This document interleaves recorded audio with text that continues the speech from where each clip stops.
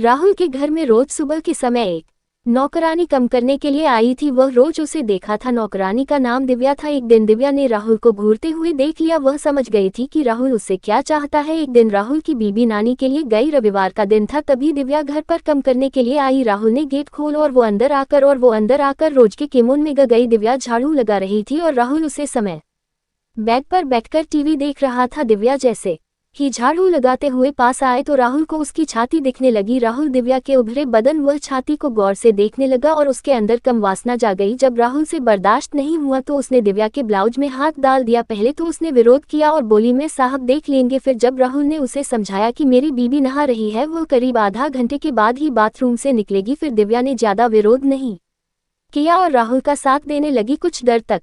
उसके बाद फिर राहुल ने उसको छोड़ दिया क्योंकि उसकी बीबी घर पर थी। राहुल अब मौके की तलाश में रहने लगा। फिर कुछ दिनों के बाद राहुल की पत्नी को मायके जाना था। फिर एक दिन जब वह अपने पापा के घर चली गई, अब राहुल घर में अकेला हो गया। अगली सुबह जैसे ही नौकरानी घर पर आई तो राहुल ने उसको पाक लिया और गले में हाथ डालकर उसके गालों को चमन लगा। वह भी राहुल का साथ देने लगी। राहुल ने एक हाथ से उसके ब्लाउज को खोल दिया और उसकी छाती को जोर जोर से दबाने लगा। ऊपर के कपड़े निकालना की वजह से दिव्या शर्मा आने लगी। दिव्या की अभी 2 महीने पहले ही शादी हुई थी, इस वजह से उसका बदन अभी टायर था और शायद दिव्या अपने पति से संतुष्ट नहीं थी, तभी तो उसने राहुल को ये सब करने से मना नहीं किया और उसके कम में आराम से उसका साथ दे रही थी। वह अभी 18 साल की थी। फिर राहुल ने दिव्या के नीचे उंगली कर दी तो वह दर्द से चिल्ला उठी। फिर राहुल ने डर न करते हुए उसे बेड पर लेट दिया और कमर के नीचे से